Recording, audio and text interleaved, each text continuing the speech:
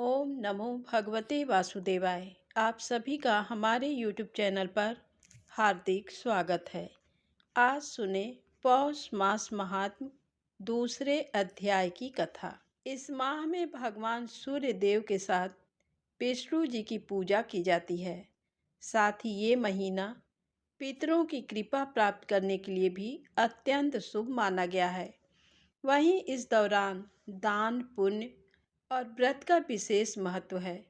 धार्मिक मान्यता है कि पौष मास में आराधना, दान पुण्य और व्रत करने से साधक को धन धान्य ऐश्वर्य और उत्तम स्वास्थ्य की प्राप्ति होती है।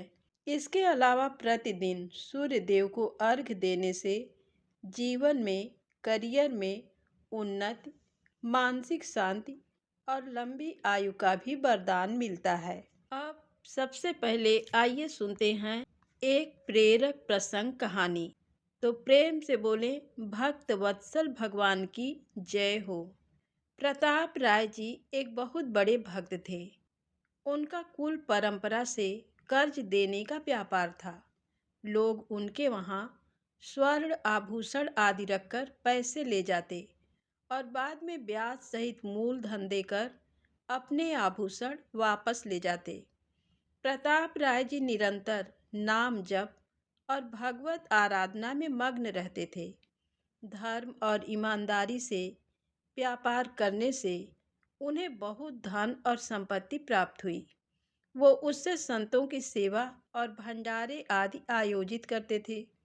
उनका बढ़ता यश देखकर लोग उनसे ईर्ष्या करने लगे और मिलकर उनके विरुद्ध योजना बनाने लगे। भगवान ही लोगों के हृदय में जलन उत्पन्न करके अपने भक्त की परीक्षा लेते हैं। वहाँ के काजी और 3 और लोगों ने मिलकर प्रताप राय जी को नष्ट करने का निश्चय किया। अगले दिन उनमें से एक व्यक्ति उनके वहाँ कर्ज लेने गया। उसने पत्थरों से भरी एक झोली देकर कहा कि उसे उसकी बेटी की शादी के लिए 10,000 मुद्राएं चाहिए। प्रताप राय जी ने जब कुछ गिरवी रखने के बारे में पूछा तो उसने वही झोली दिखाते हुए इशारा किया कि इसमें स्वर्ण आभूषण हैं। प्रताप राय जी उस पर विश्वास करते हुए बोले, सामने पड़े बक्से में ये झोली रखकर धन ले जाओ और ब्याज सहित वापस करके वहीं से झोली ले जाना। थोड़ी देर बाद 2 और लोग आए और ऐसे ही कंकड़ों से भरी झोली के बदले प्रताप राय जी से स्वर्ण मुद्राएं ले गए। 5 दिन बाद तीनों एक एक करके वापिस आए और ब्याज सहित धन लौटाने लगे। प्रताप राय जी ने धन लेकर उन्हें वहीं उस बक्से से अपनी अपनी झोली ले जाने को कहा। झोली में कंकड़ ही भरे थे। पहला आदमी चिल्लाकर प्रताप राय जी पर आरोप लगाने लगा, अरे देखो, ये माला पकड़े कैसा भक्त बनने का नाटक करता है। मेरी झोली से आभूषण निकालकर कंकड़ पत्थर भर दिए। लोग ये सुनकर आश्चर्यचकित होने लगे। इतने में बाकी दोनों भी आकर अपनी अपनी झोली में पड़े कंकड़ पत्थर सबको दिखाने लगे। वहाँ हाहाकार मच गया।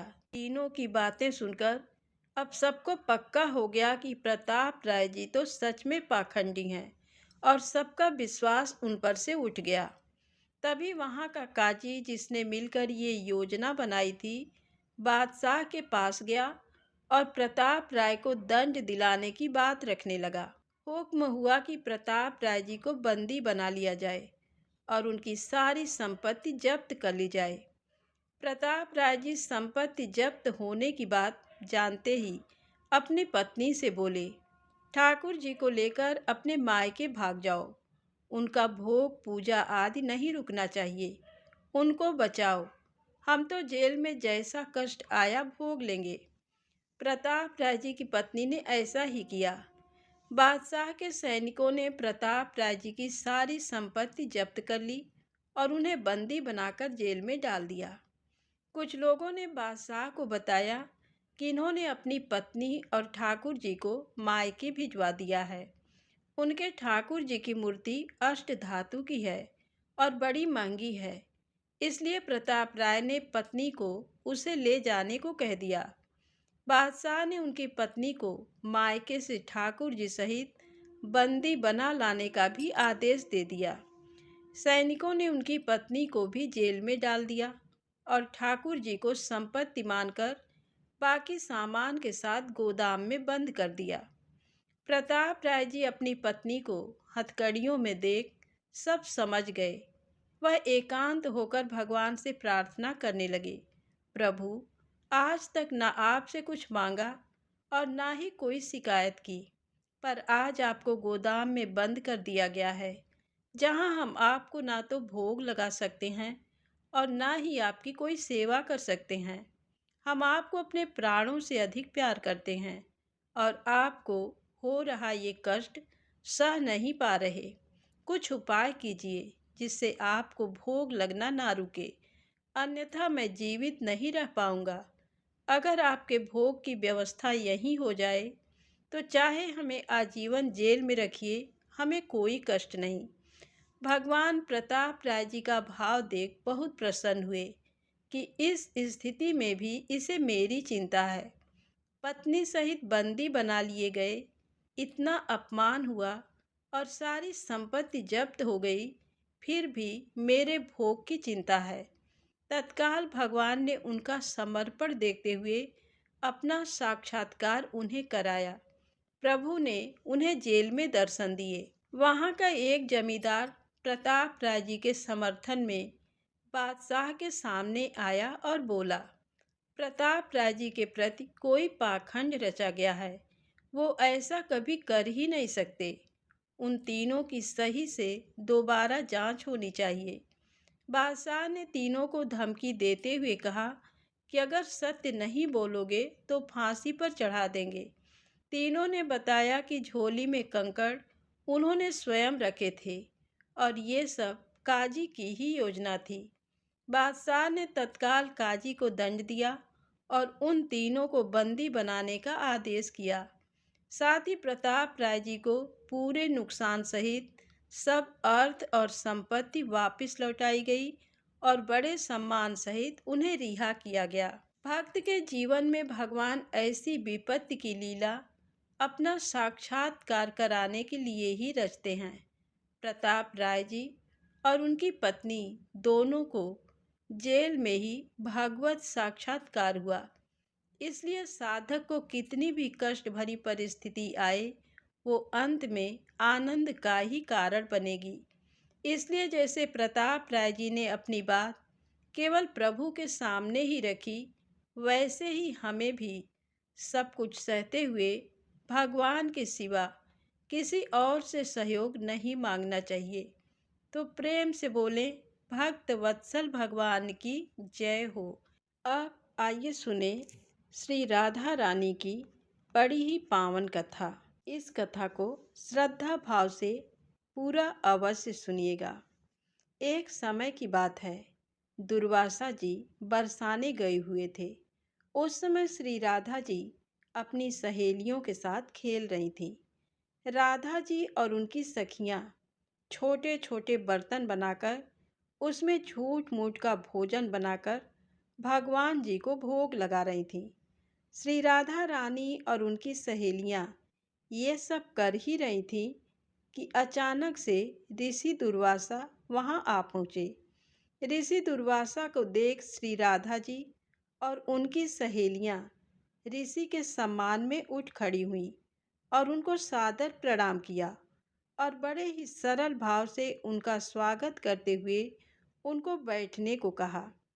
ऋषि दुर्वासा भोली भाली और छोटी कन्याओं के इस सरल व्यवहार को देखकर अति प्रसन्न हुए और उन कन्याओं द्वारा बिछाए गए आसन पर जाकर बैठ गए।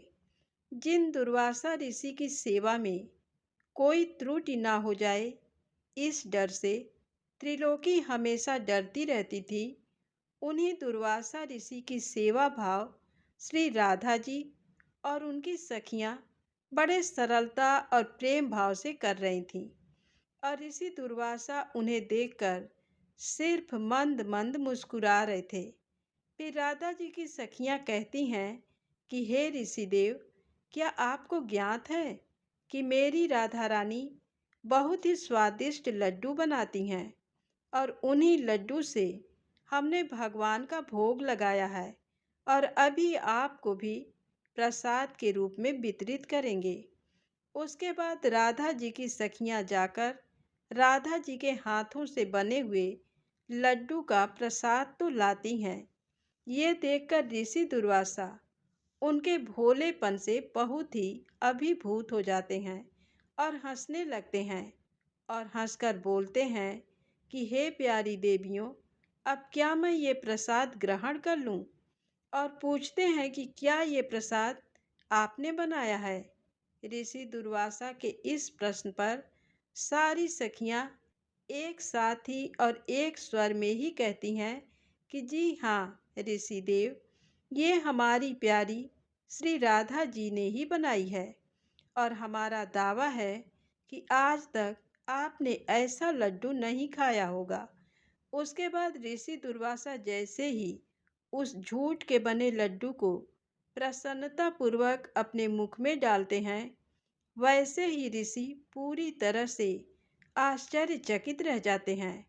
परंतु वह लड्डू ब्रज की मिट्टी का बना हुआ था, क्योंकि एक तो उस लड्डू में ब्रज की मिट्टी का स्वाद था और ऊपर से उसको स्वयं श्री राधा रानी ने अपने हाथों से बनाया था।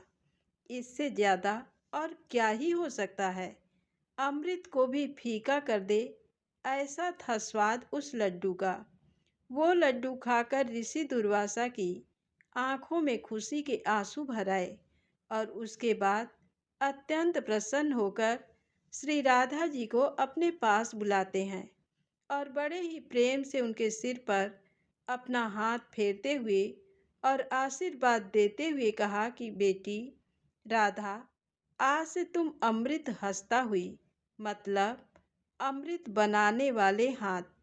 जो भी तुम्हारे हाथ से बना हुआ भोजन या कोई भी पकवान खाएगा, वह दीर्घायु वाला और हमेशा विजयी होगा।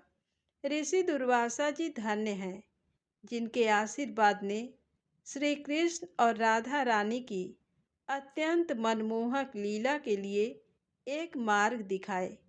इसीलिए जिस स्थान पर भगवान श्री कृष्ण जी का भोग तैयार होता है, उसे श्री राधा जी की रसोई कहा जाता है। इसी कारण से भगवान श्री कृष्ण जी बिना राधा रानी के कोई भी भोग ग्रहण नहीं करते हैं। भगवान श्री कृष्ण जी के लिए जो भी भोग बनता है, वह स्वयं श्री राधा रानी ही बनाती हैं। बिना उनकी आज्ञा के कोई भी भोग भगवान श्री कृष्ण जी तक नहीं पहुंचता है। तो प्रेम से बोले राधा रानी की जय हो, श्री कृष्ण कन्हैया लाल की जय हो। अब आइए सुनते हैं पौष मास महात्म कथा। प्रेम से बोले लक्ष्मी नारायण भगवान की जय हो। सूत जी कहते हैं, पश्चिम समुद्र के तट पर द्वारका नाम से प्रसिद्ध एक नगरी है। वहाँ योग शास्त्र के ज्ञाता एक ब्राह्मण देवता सदा निवास करते थे। उनका नाम था शिव शर्मा। वे वेद शास्त्रों के अच्छे विद्वान थे। उनके 5 पुत्र हुए, जिन्हें शास्त्रों का पूर्ण ज्ञान था। उनके नाम इस प्रकार हैं: यज्ञ शर्मा, वेद शर्मा, धर्म शर्मा, विष्णु शर्मा तथा सोम शर्मा। ये सभी पिता के भक्त थे। द्विज श्रेष्ठ शिव शर्मा ने उनकी भक्ति को देखकर सोचा, पितृभक्त पुरुषों के हृदय में जो भाव होना चाहिए, वह मेरे इन पुत्रों के हृदय में है या नहीं। इस बात को बुद्धिपूर्वक परीक्षा करके जानने का प्रयत्न करूं। शिव शर्मा ब्रह्म वेत्ताओं में श्रेष्ठ थे। उन्हें उपाय का ज्ञान था। उन्होंने माया के द्वारा अपने पुत्रों के सामने एक घटना उपस्थित की। पुत्रों ने देखा उनकी माता महान ज्वर रोग से पीड़ित होकर मृत्यु को प्राप्त हो गई। तब वे पिता के पास जाकर बोले, तात, हमारी माता अपने शरीर का परित्याग करके चली गई। अब उसके विषय में आप हमें क्या आज्ञा देते हैं? द्विज श्रेष्ठ शिव शर्मा ने अपने भक्तिपरायण ज्येष्ठ पुत्र यज्ञ शर्मा को संबोधित करते हुए कहा, बेटा, इसे तुम हथियार से अपनी माता के सारे अंगों को टुकड़े टुकड़े करके इधर उधर फेंक दो। पुत्र ने पिता की आज्ञा के अनुसार ही कार्य किया। पिता ने भी ये बात सुनी। इससे उन्हें उस पुत्र की भक्ति के विषय में पूर्ण निश्चय हो गया। अब उन्होंने दूसरे पुत्र की पितृभक्ति जानने का विचार किया और वेद शर्मा के पास जाकर कहा, बेटा, मैं स्त्री के बिना नहीं रह सकता। तुम मेरी आज्ञा मानकर जाओ और समस्त सौभाग्य संपत्ति से युक्त जो स्त्री मैंने देखी है उसे मेरे लिए यहाँ बुला लाओ। पिता के ऐसा कहने पर वेद शर्मा बोले, मैं आपका प्रिय कार्य करूँगा। ऐसा कहकर वे पिता को प्रणाम करके चले गए और उस स्त्री के पास पहुंचकर बोले, देवी, मेरे पिता तुम्हारे लिए प्रार्थना करते हैं। यद्यपि वे वृद्ध हैं, तथापि तुम मेरे अनुरोध से उन पर कृपा करके उनके अनुकूल हो जाओ। वेद शर्मा की ऐसी बात सुनकर माया से प्रकट हुई उस स्त्री ने कहा, ब्राह्मण, तुम्हारे पिता बुढ़ापे से कष्ट पा रहे हैं, अतः मैं कदापि उन्हें पति बनाना नहीं चाहती। उन्हें खांसी का रोग है, उनके मुंह में कफ भरा रहता है। इस समय दूसरी दूसरी बीमारियों ने भी उन्हें पकड़ रखा है। रोग के कारण वे शिथिल एवं आर्त हो गए हैं, अतः मुझे उनका समागम नहीं चाहिए। मैं तुम्हारे साथ रमण करना चाहती हूँ, तुम्हारा प्रिय कार्य करूँगी। तुम दिव्य लक्षणों से संपन्न, दिव्य रूपधारी तथा महान तेजस्वी हो, अतः मैं तुम्ही को पाना चाहती हूँ। मानद, उस बूढ़े को लेकर क्या करोगे? मेरे शरीर का उपभोग करने से तुम्हें समस्त दुर्लभ सुखों की प्राप्ति होगी। विप्रवर, तुम्हें जिस जिस वस्तु की इच्छा होगी वह सब ला दूंगी, इसमें तनिक भी संदेह नहीं है। ये महान पाप पूर्ण अप्रिय वचन सुनकर वेद शर्मा ने कहा, देवी, तुम्हारा वचन अधर्म युक्त, पाप मिश्रित और अनुचित है। मैं पिता का भक्त और निरपराध हूँ। मुझसे ऐसी बात न कहो। सुबह मैं पिता के लिए ही यहाँ आया हूँ और उन्हीं के लिए तुमसे प्रार्थना करता हूँ। इसके विपरीत दूसरी कोई बात ना कहो। मेरे पिताजी को ही स्वीकार करो। देवी, इसके लिए तुम चराचर प्राणियों सहित त्रिलोकी की जो वस्तु चाहोगी वह सब निसंदेह तुम्हें अर्पण करूँगा। अधिक क्या कहूँ, देवताओं का राज्य आदि भी यदि चाहो तो तुम्हें दे सकता हूँ। स्त्री बोली, यदि तुम अपने पिता के लिए इस प्रकार दान देने में समर्थ हो तो मुझे इंद्र सहित संपूर्ण देवताओं का अभी दर्शन कराओ। वेद शर्मा बोले, देवी, मेरा बल, मेरी तपस्या का प्रभाव देखो। मेरे आवाहन करने पर ये इंद्र आदि श्रेष्ठ देवता यहाँ आ पहुँचे। देवताओं ने वेद शर्मा से कहा, द्विज श्रेष्ठ, हम तुम्हारा कौन सा कार्य करें? वेद शर्मा बोले, देवगण, यदि आप लोग मुझ पर प्रसन्न हैं तो मुझे अपने पिता के चरणों में पूर्ण भक्ति प्रदान करें। एवमस्तु कहकर संपूर्ण देवता जैसे आए थे वैसे लौट गए। तब उस स्त्री ने हर्ष में भरकर कहा, तुम्हारी तपस्या का बल देख लिया। देवताओं से मुझे कोई काम नहीं है। यदि तुम मुझे मुँहमांगी वस्तु देना चाहते हो और अपने पिता के लिए मुझे ले जाना चाहते हो तो अपना सिर अपने ही हाथ से काटकर मुझे अर्पण कर दो। वेद शर्मा ने कहा, देवी, आज मैं धन्य हो गया। सुबह मैं पिता के लिए अपना मस्तक भी दे दूंगा। ले लो, ले लो। ये कहकर द्विज श्रेष्ठ वेद शर्मा ने तीखी धार वाली तेज तलवार उठाई और हंसते हंसते अपना मस्तक काटकर उस स्त्री को दे दिया। खून में डूबे हुए उस मस्तक को लेकर वह शिव शर्मा के पास गई। स्त्री ने कहा, विप्रवर, तुम्हारे पुत्र वेद शर्मा ने मुझे तुम्हारी सेवा के लिए यहाँ भेजा है। ये उनका मस्तक है, इसे ग्रहण करो। इसको उन्होंने अपने हाथ से काट कर दिया है। उस मस्तक को देखकर वेद शर्मा के चारों भाई कांप उठे। उन पुण्यात्मा बंधुओं में इस प्रकार बात होने लगी। अहो, धर्म ही जिसका सर्वस्व था, वह हमारी माता सत्य समाधि के द्वारा मृत्यु को प्राप्त हो गई। हम लोगों में ये वेद शर्मा ही परम सौभाग्यशाली थे, जिन्होंने पिता के लिए प्राण दे दिए। ये धन्य तो थे ही, और अधिक धन्य हो गए। शिव शर्मा ने उस स्त्री की बात सुनकर जान लिया कि वेद शर्मा पूर्ण भक्त था। तत्पश्चात उन्होंने अपने तीसरे पुत्र धर्म शर्मा से कहा, बेटा, ये अपने भाई का मस्तक लो और जिस प्रकार ये जी सके वह उपाय करो। सूत जी कहते हैं, धर्म शर्मा भाई के मस्तक को लेकर तुरंत ही वहां से चल दिए। उन्होंने पिता की भक्ति, तपस्या, सत्य और सरलता के बल से धर्म को आकर्षित किया। उनकी तपस्या से खिंचकर धर्मराज धर्म शर्मा के पास आए और इस प्रकार बोले, धर्म शर्मा, तुम्हारे आवाहन करने से मैं यहाँ उपस्थित हुआ हूँ। मुझे अपना कार्य बताओ, मैं उसे निस्संदेह पूर्ण करूँगा। धर्म शर्मा ने कहा, हे धर्मराज, यदि मैंने गुरु की सेवा की हो, यदि मुझ में पिता के प्रति निष्ठा और अविचल तपस्या हो, तो इस सत्य के प्रभाव से मेरे भाई वेद शर्मा जी उठे। धर्म बोले, महामते, मैं तुम्हारी तपस्या और पितृभक्ति से संतुष्ट हूँ। तुम्हारे भाई जी जाएंगे, तुम्हारा कल्याण हो। धर्म वेत्ताओं के लिए जो दुर्लभ है, ऐसा कोई उत्तम वरदान मुझसे और मांग लो।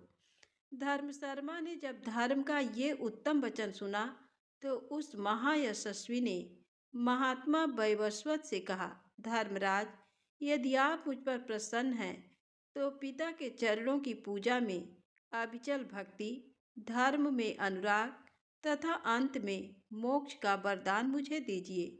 तब धर्म ने कहा, मेरी कृपा से ये सब कुछ तुम्हें प्राप्त होगा। उनके मुख से ये महावाक्य निकलते ही वेद शर्मा उठकर खड़े हो गए, मानो वे जाग उठे हों। उठते ही महाबुद्धिमान वेद शर्मा ने धर्म शर्मा से कहा, भाई, वे देवी कहाँ गई? पिताजी कहाँ हैं? धर्म शर्मा ने थोड़े में सब हाल कह सुनाया। सब हाल जानकर वेद शर्मा को बड़ी प्रसन्नता हुई। उन्होंने धर्म शर्मा से कहा, प्रिय बंधु, इस पृथ्वी पर तुम्हारे जैसा मेरा हितैषी कौन है? तदनंतर दोनों भाई प्रसन्न होकर अपने पिता शिव शर्मा के पास गए। उस समय धर्म शर्मा ने तेजस्वी पिता से कहा, महाभाग, आज मैंने आपके पुत्र वेद शर्मा को मस्तक और जीवन के साथ यहाँ ला दिया है। आप इन्हें स्वीकार कीजिए। तदनंतर शिव शर्मा ने विनीत भाव से अपने सामने खड़े चौथे पुत्र महामती विष्णु शर्मा से कहा, बेटा, मेरा एक कहना करो। आज ही इंद्रलोक को जाओ और वहाँ से अमृत ले आओ। मैं अपनी इस प्रियतमा के साथ इस समय अमृत पीना चाहता हूँ, क्योंकि अमृत सब रोगों को दूर करने वाला है। महात्मा पिता का ये वचन सुनकर विष्णु शर्मा ने उनसे कहा, पिताजी, मैं आपके कथनानुसार सब कार्य करूँगा। ये कहकर परम बुद्धिमान धर्मात्मा विष्णु शर्मा ने पिता को प्रणाम किया और उनकी प्रदक्षिणा करके अपने महान बल, तपस्या तथा नियम के प्रभाव से आकाश मार्ग द्वारा इंद्रलोक की यात्रा की। अंतरिक्ष मार्ग से जब वे आकाश के भीतर घुसे, तब देवराज इंद्र ने उन्हें देखा और उनका उद्देश्य जानकर उसमें विघ्न डालना आरंभ किया। उन्होंने मेनका से कहा, सुंदरी, मेरी आज्ञा से शीघ्रता पूर्वक जाओ और विप्रवर विष्णु शर्मा के कार्य में बाधा डालो।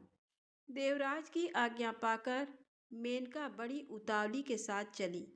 उसका सुंदर रूप था और वह सब प्रकार के आभूषणों से विभूषित थी।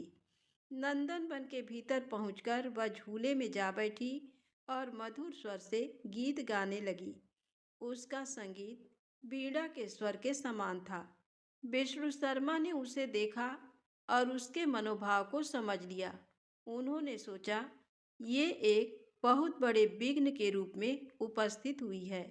इंद्र ने इसे भेजा है। ये मेरी भलाई नहीं कर सकती। ये विचार कर वे शीघ्रतापूर्वक आगे बढ़ गए। मेनका ने उन्हें जाते देखा और पूछा, महामते, कहाँ जाओगे? विष्णु शर्मा बोले, मैं पिता के कार्य से इंद्रलोक में जाऊंगा। वहां पहुंचने के लिए मुझे बड़ी जल्दी है। मेनका ने कहा, विप्रवर, मैं कामदेव के बाण से घायल होकर इस समय तुम्हारी शरण में आई हूँ। यदि धर्म का पालन करना चाहते हो तो मेरी रक्षा करो।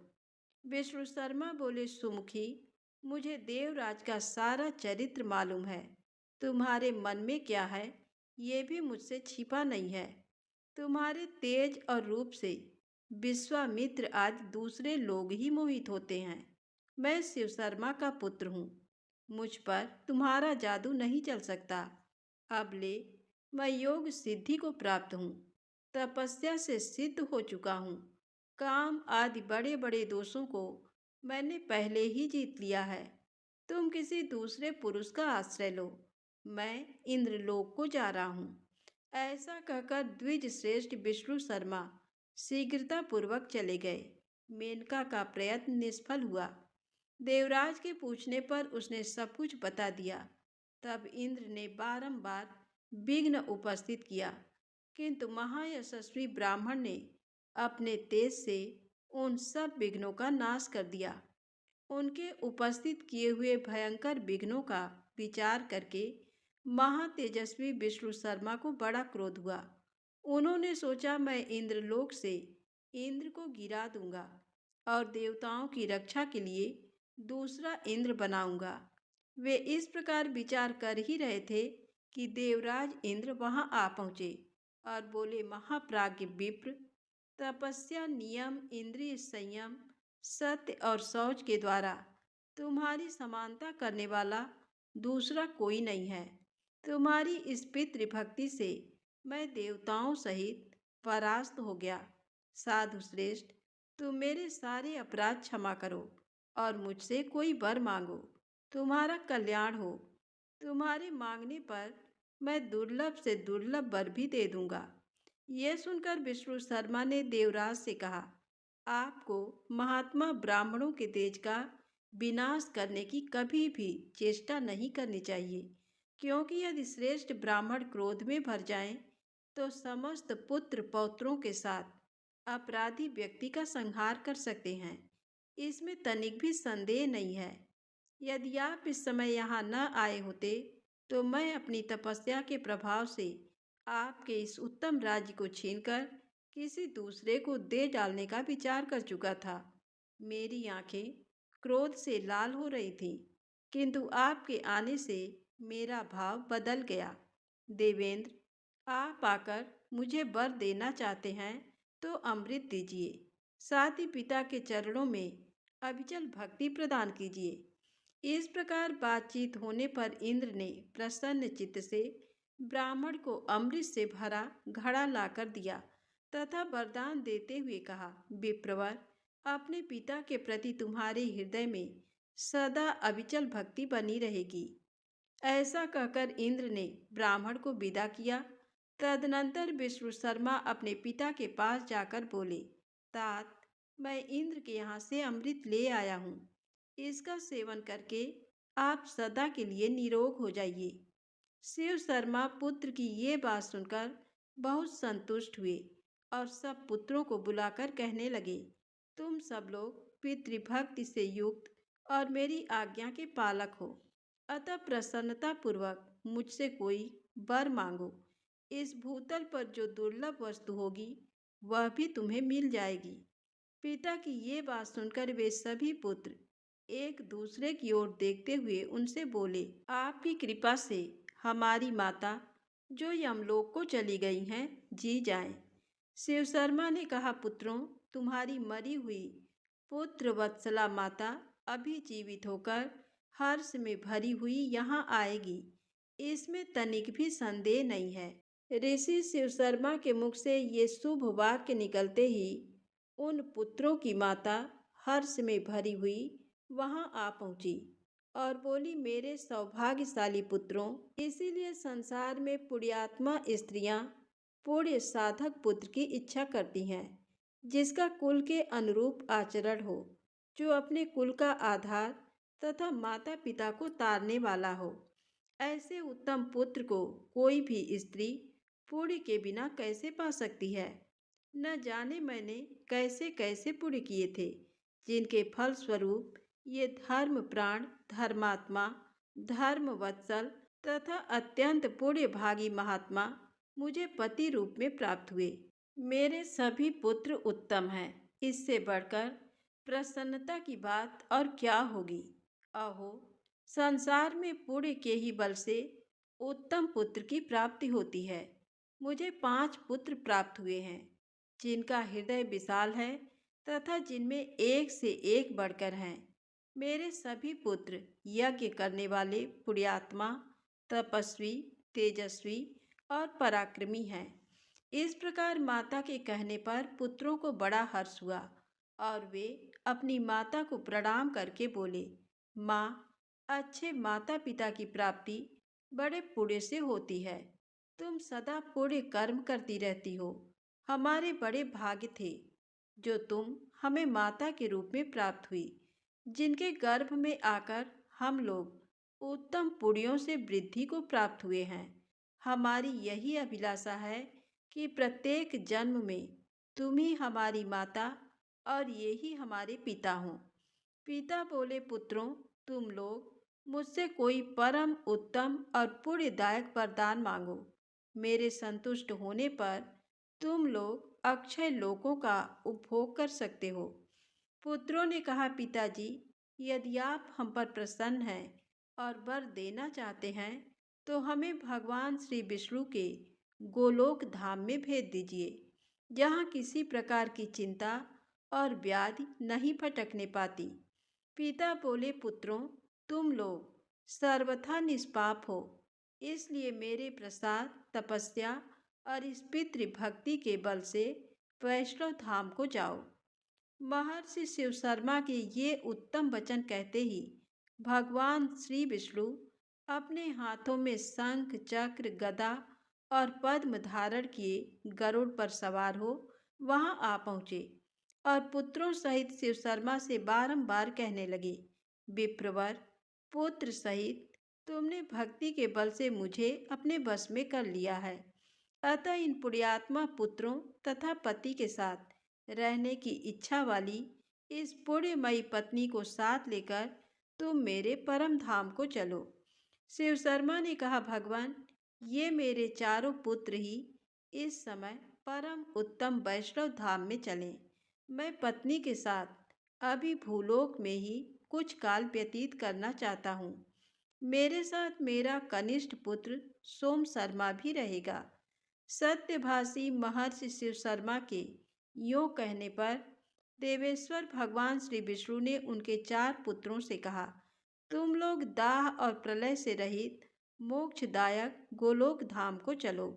भगवान के इतना कहते ही उन चारों सत्य तेजस्वी ब्राह्मण का तत्काल विष्णु के समान रूप हो गया। उनके शरीर का श्याम वर्ण इंद्र नीलमणि के समान शोभा पाने लगा। उनके हाथों में शंख, चक्र, गदा और पद्म सुशोभित होने लगे। वे विष्णु रूपधारी महान तेजस्वी द्विज पितृभक्ति के प्रभाव से विष्णु धाम को प्राप्त हो गए।